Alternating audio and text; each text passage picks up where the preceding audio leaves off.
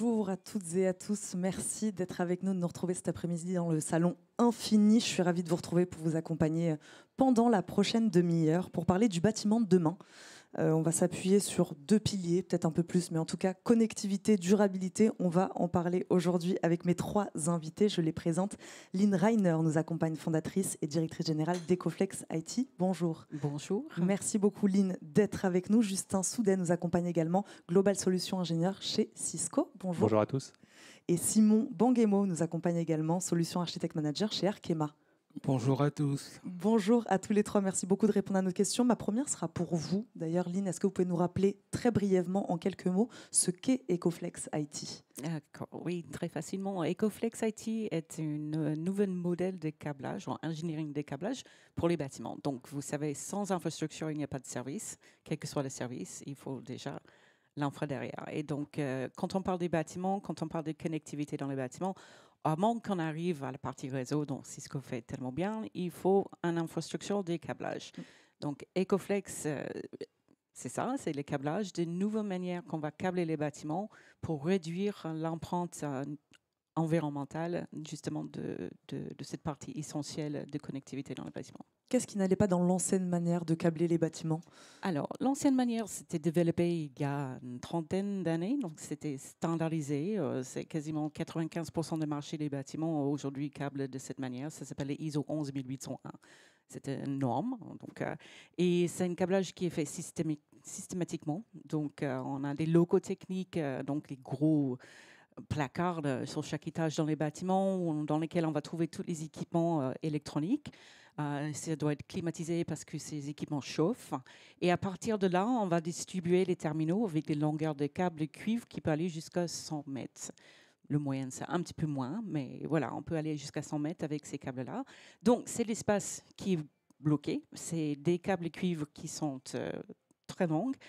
C'est de l'énergie qui est dépensée pour justement sécuriser, climatiser, refroidir ces pièces.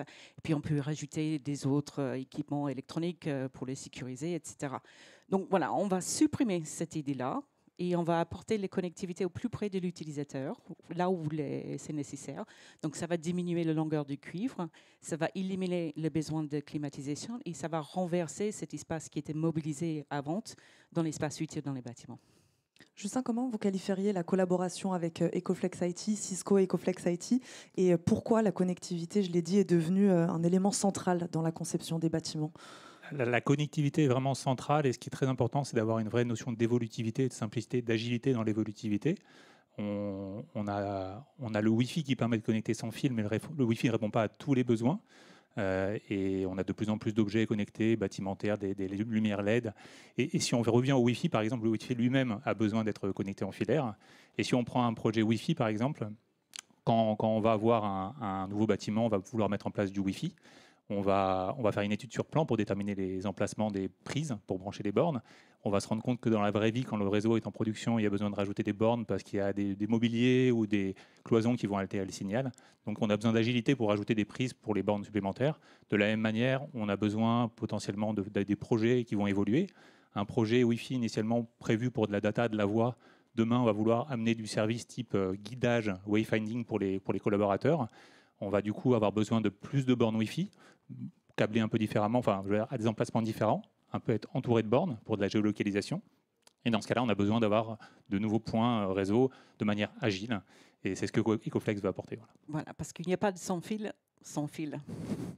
Simon, on est ravis de vous avoir aussi avec nous lors de cette discussion, puisqu'on va avoir un exemple très concret avec Arkema d'utilisation de cette solution Cisco Ecoflex IT.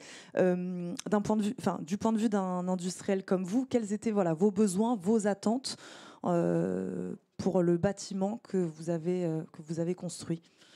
En fait, alors nous, on a eu un projet de déménagement de notre siège social. On est parti de Colombes vers la Défense. Et ce qui était clé, c'était d'offrir à nos utilisateurs, plus qu'un espace de travail, un lieu de vie dans lequel, en termes de connectivité, en termes de sécurité, en termes de fiabilité, il fallait que ça se passe bien, globalement. Et donc, en fait, comme on a aussi une stratégie en termes de RSE qui est importante, donc on a pas mal réfléchi au niveau des équipes réseau et on a décidé de mettre en place un réseau avec une empreinte écologique assez faible. Et donc, c'est la raison pour laquelle on a regardé tout ce qui se faisait sur le plan technologique pour offrir ce type de réseau à nos collaborateurs. Et la solution Ecoflex IT, par tout ce qui a été dit par mes collègues, et en particulier sur les aspects facilité de gestion. Parce qu'en fait, si vous voulez, il y a plusieurs technologies, mais cette technologie, elle réutilise globalement la connaissance que nos collaborateurs ont déjà. Donc en fait, voilà, on s'est inscrit là-dedans et aujourd'hui, le déménagement du siège a été réalisé au mois de mars. Depuis le mois de mars, je vais toucher du bois, ça se passe toujours bien.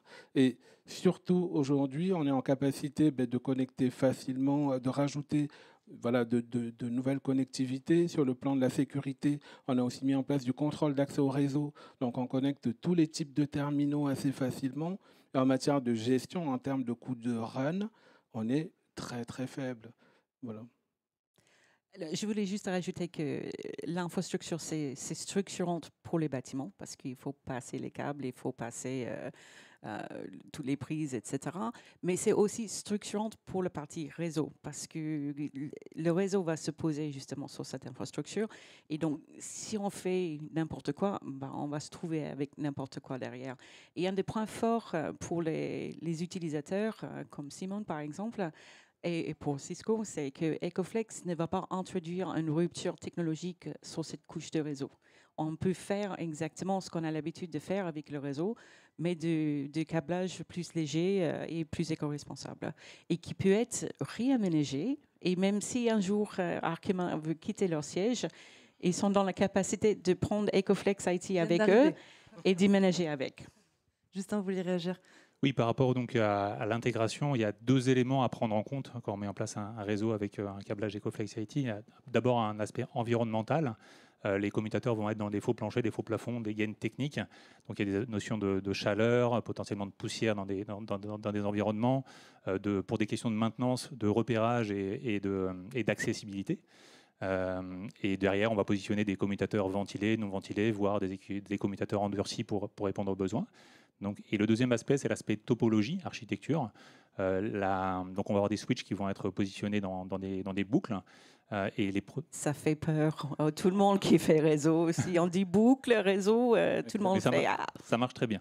Donc, le principe, c'est que traditionnellement, ce qu'on utilise pour gérer les boucles dans les réseaux, c'est le spanning tree. Sans rentrer trop dans le détail, on va être un peu limité en termes de nombre de commutateurs dans les boucles et on va être très limité en termes de délai de convergence, c'est-à-dire que je veux rajouter de la connectivité pour les utilisateurs, je vais rajouter un switch. Ça va du coup faire une coupure de l'ordre de plusieurs dizaines de secondes pour les utilisateurs, donc interruption de service à programmer la nuit. Donc pour ça, il y a des solutions. Donc clairement, on va recommander deux types d'architecture chez Cisco qui vont permettre à la fois de réduire le délai de convergence, donc de réduire les délais de coupure quand on va rajouter un switch dans une boucle pour rajouter de la connectivité à quelques dizaines de millisecondes, donc quasiment imperceptible pour les utilisateurs. Et d'autre part, qui vont permettre d'ajouter beaucoup plus de commutateurs dans les boucles, donc de permettre d'aller loin dans le modèle Ecoflex IT. Et clairement, on a mené de nombreux projets Cisco et Ecoflex IT ensemble et il y a eu tout a bien fonctionné. Une fois qu'on prend en compte ces facteurs-là et qu'on c'est bien implémenté, tout va bien. Vous avez tous les trois parlé. Vous vouliez réagir, Simon ? Oui, peut-être partager aussi un point qui me semble important. En fait, si vous voulez, nous, on a eu une contrainte. Les faux planchers faisaient 3 cm.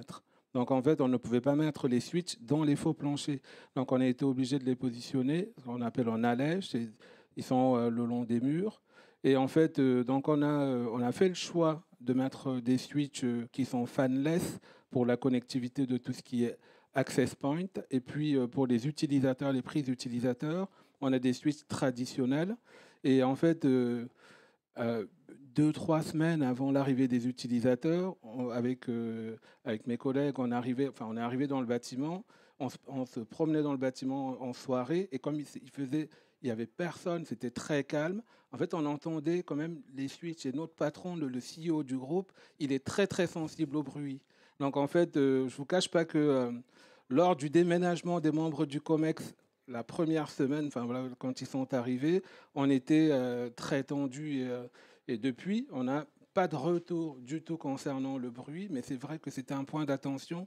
Donc, si je devais, moi, repartir sur ce type de projet, je pense que les switches fanless, on dort un peu plus tranquille. Ouais, on n'a pas la petite angoisse que de la. C'est un cas particulier de ne pas pouvoir le patron. mettre dans le faux plancher. Voilà. C'était la particulier, en tout cas, de. C'est la particularité après de l'environnement. de la structure, Après, effectivement, fanless, quand on est près d'usagers, parfois on est dans des zones d'usagers, mais on est dans des faux planchers avec de la moquette. Et dans ce cas-là, il n'y a pas de problème de bruit. En général, on mesure justement le bruit pour voir si c'est acceptable. Ouais, de toute façon, on qualifie tous les switches qui sont intégrables dans le modèle.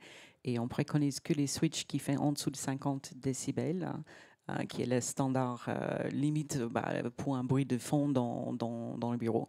Donc, effectivement, quand on est à côté de PCA, c'est les utilisateurs qui sont le plus proches, qui peut-être entendre un petit sifflement, mais 3 mètres plus loin, ça s'effondre complètement dans les environs, on ne les entend plus. Pour sortir un peu de la technique, vous avez tous les trois abordé cette question de l'impact environnemental. Lynn, très concrètement, qu'est-ce que ça représente? C'est-à-dire que cette nouvelle manière de câbler, qu'est-ce que concrètement ça te représente en termes de réduction d'empreinte carbone d'un bâtiment? Alors, plusieurs choses. Donc déjà, j'ai évoqué le fait qu'on va utiliser beaucoup moins de câbles cuivre. Le cuivre, c'est un métaux qui est en voie de pénurie. C'est un métaux critique, classé critique par la Commission européenne. Et il faut qu'on fasse gaffe à comment on approvisionne. De toute façon, ce n'est pas produit en Europe, donc on est dépendant des imports. Et puis d'ici 20 ans, il n'y en a pas assez pour faire face à nos besoins. Donc le seul moyen de faire face, c'est la sobriété, utiliser juste ce qui est nécessaire. Et la deuxième chose, c'est justement sur l'efficacité énergie, parce que du fait qu'on n'a plus ces climatisations, on n'a plus ces équipements auxiliaires qui vont consommer de l'électricité juste pour garder un placard à température qu'il faut, voilà, on gagne environ 50% de consommation d'énergie pour l'infraréseau. Donc c'est une économie énorme. Donc l'empreinte des câbles, juste pour les câbles, on est entre 60 et 80% selon les projets des câbles cuivre en moins. Pour avoir un exemple très concret, chez vous, vous avez calculé l'économie d'énergie? Oui, nous avons travaillé avec un cabinet qui s'appelle Ingetel pour calculer l'économie que nous avions réalisée. Donc aujourd'hui, on est environ à 42 tonnes équivalent CO2 d'économiser. Pour vous donner une petite idée, ça fait à peu près 350 000 km parcourus en voiture. On va dire 9 fois le tour de la Terre, à peu près, pour que vous ayez une petite idée. 25 allers-retours Paris-New York pour une personne. Donc voilà à peu près ce que ça représente aujourd'hui sur tout ce qui est économie qu'on a réalisé en termes de gaz à effet de serre sur la partie, c'est ce qu'on appelle partie hors exploitation. Donc ça correspond à la fabrication, le transport et puis le recyclage du matériel. Et puis sur la phase d'exploitation, on a à peu près économisé 6 tonnes équivalent de CO2. Voilà, à peu près. Par an. Ça fait à peu près 200 kilowatts par an d'économiser.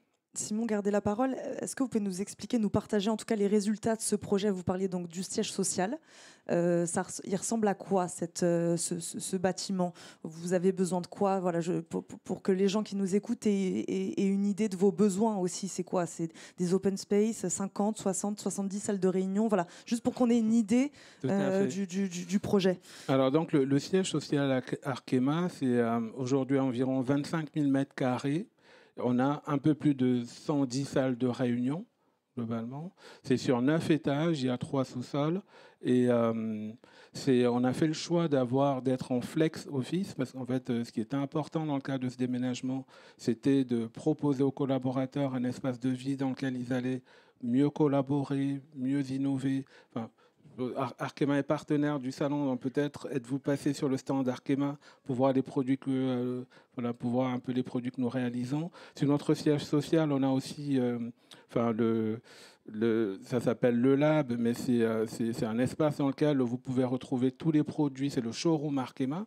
Vous avez tous les produits que nous réalisons. Donc on reçoit beaucoup de partenaires, beaucoup de personnes qui viennent visiter, qui viennent rencontrer les équipes Arkema.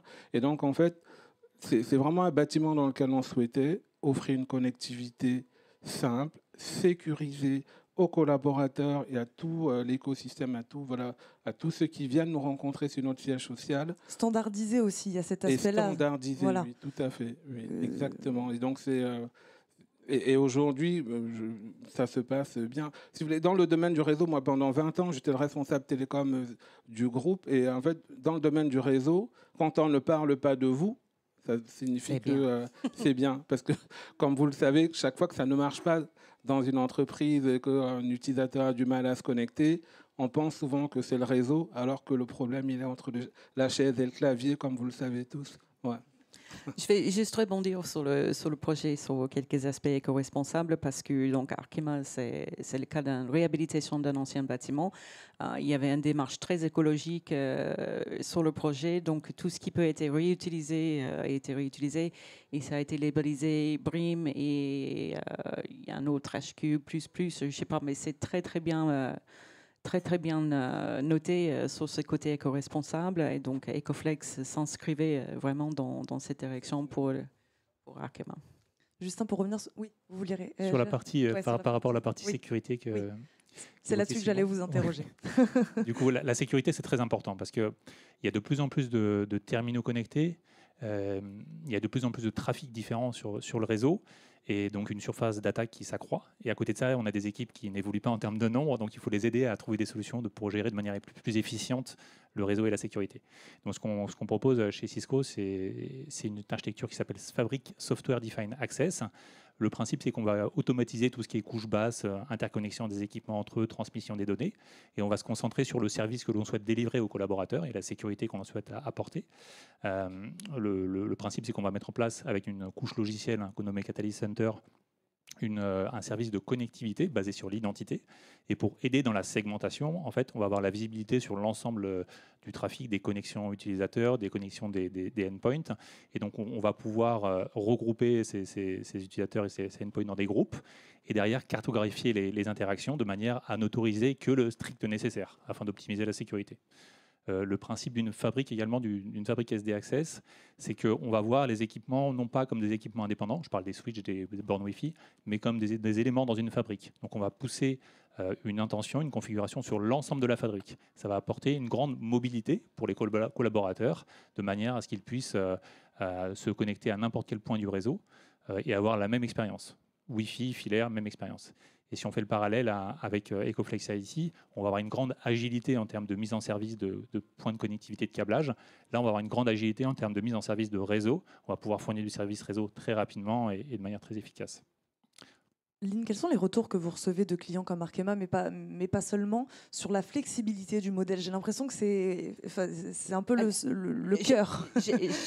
Voilà, c'est dans le nom, hein, donc flexibilité. Donc on promet avec ce modèle que voilà, il peut correspondre, il peut adapter à tous les besoins, que ce soit les besoins en connectivité qui évoluent assez rapidement. Vous travaillez avec tout type de secteur, tout type de Le bâtiment. plus petit projet, c'est 300 mètres carrés. Le plus grand, c'est le double tour de Total qui est en construction à La Défense. Voilà. Donc oui, on fait tout. Donc voilà, on change les besoins de connectivité, mais on change aussi la façon dont on vit, dont on travaille dans les bâtiments. Donc on réaménage les espaces, etc. Et donc ce qu'on fait avec Ecoflex, c'est qu'on promet et on le garantit qu'on peut s'adapter cette Ecoflex architecture de câblage à quel que soit le changement que vous faites dans les bâtiments pour la durée de vie de ces composantes. Donc, sachant qu'une fibre optique aujourd'hui a une durée de vie annoncée de 20 ans, donc c'est-à-dire pendant 20 ans, vous n'avez pas besoin de récabler vos bâtiments. On va vous permettre de suivre l'évolution. Simon, qu'est-ce que ça change dans l'image d'Arkema, même dans la perception des collaborateurs, ce nouveau bâtiment? Alors, il s'avère que avant de déménager sur Colombes, sur La Défense, sur Lightwell, on était à Colombes, on avait quelques problèmes de connectivité. Enfin, on était dans un bâtiment HQE, donc beaucoup de problèmes de connectivité avec son téléphone, voilà, en 4G. Notre réseau Wi-Fi, on avait fait une étude de couverture qui était moyenne, donc on avait pas mal de trous de connectivité en Wi-Fi. Et depuis que nous sommes arrivés là sur le nouveau siège social, là, ça se passe vraiment très bien. Bon, on a aussi déployé une infrastructure qu'on appelle de DAS pour apporter de la connectivité 4G, parce que là, comme je l'ai dit, on a on a notre showroom sur le siège social. Donc, les personnes qui viennent visiter viennent avec leur téléphone mobile souvent, et on souhaitait qu'elles aient un bon niveau de connectivité. Et on a multiplié par 4 ou 5 le nombre de salles de réunion, en fait, ici, avec des salles de réunion de différentes tailles, ce qui fait qu'en fait, aujourd'hui, en termes de pour un groupe international où on a besoin de collaborer avec ses collègues à travers le monde, aujourd'hui, on a vraiment tous les espaces adaptés pour pouvoir collaborer et aussi pour pouvoir innover, pour pouvoir innover. Exactement. Ça revient un peu à ce que vous disiez tout à l'heure sur la continuité du service, l'importance de cette continuité. Oui, et d'ailleurs, avec la solution donc, intègre une visibilité de l'expérience utilisateur afin d'être proactif dans la détection de problèmes, pouvoir corriger des anomalies avant même parfois que les utilisateurs se rendent compte. On va pouvoir voir qu'il y a une déviance dans le comportement et du coup établir des actions correctives. Jusqu'où on peut aller demain, Justin, ce lien entre data, énergie dans le bâtiment de demain?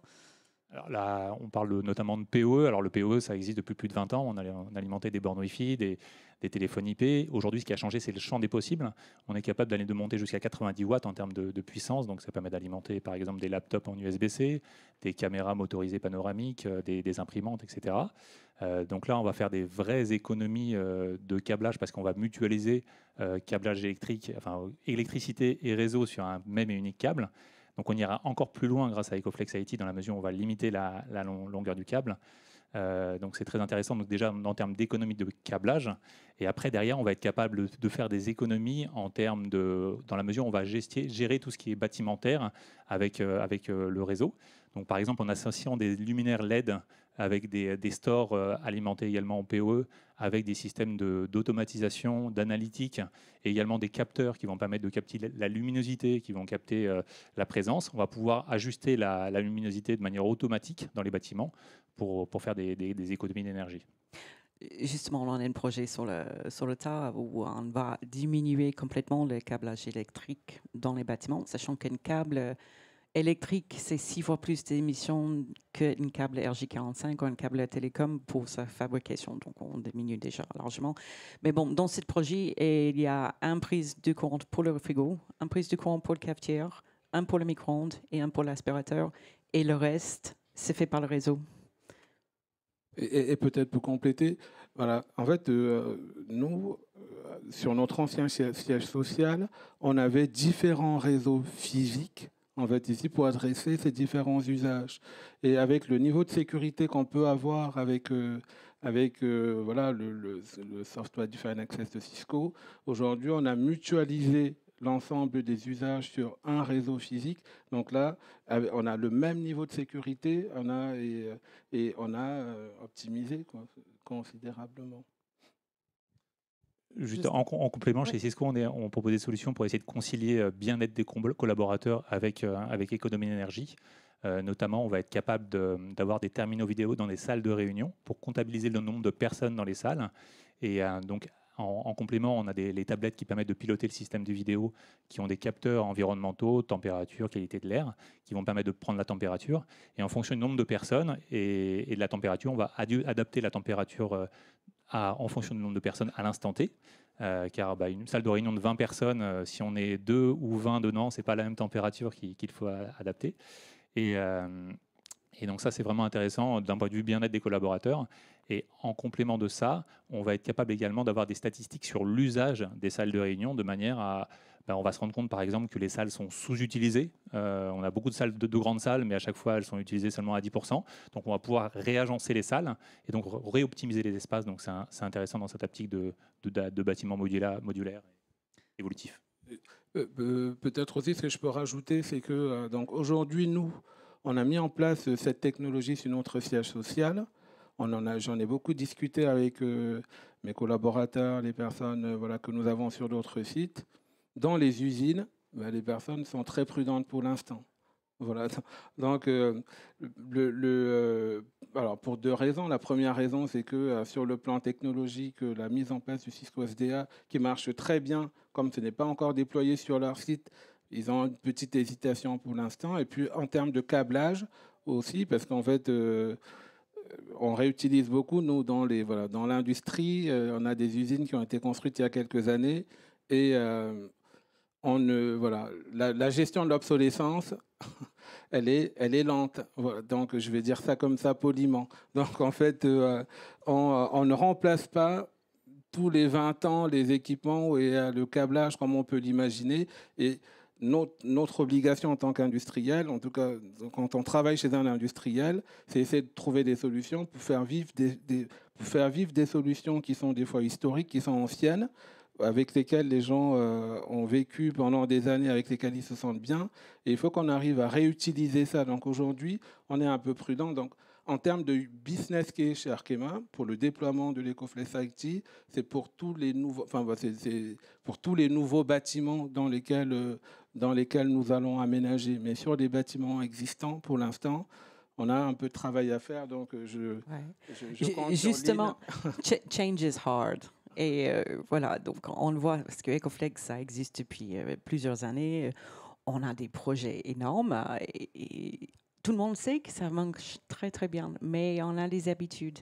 Et l'habitude, c'est, voilà, je fais comme ça marche, je vais continuer à faire comme ça. Donc, c'est très bien d'avoir des clients comme Arkema qui sont en Europe, de parler de ce qu'ils ont vécu chez eux et comment ça passe pour eux, et puis avoir des partenaires comme Cisco qui disent « Oh, les gars, ça, c'est bien !» Bon, on va conclure avec peut-être un mot, une phrase chacun. Je ne vais pas cantonner à un seul mot, mais pour décrire le bâtiment de demain, ou peut-être juste pour convaincre, comme vous disiez, Lynn, que c'est une bonne idée, une bonne solution. Le bâtiment de demain, je dirais qu'il doit être intelligent pour s'adapter aux besoins et être éco-responsable. Il sera intelligent, Lynn?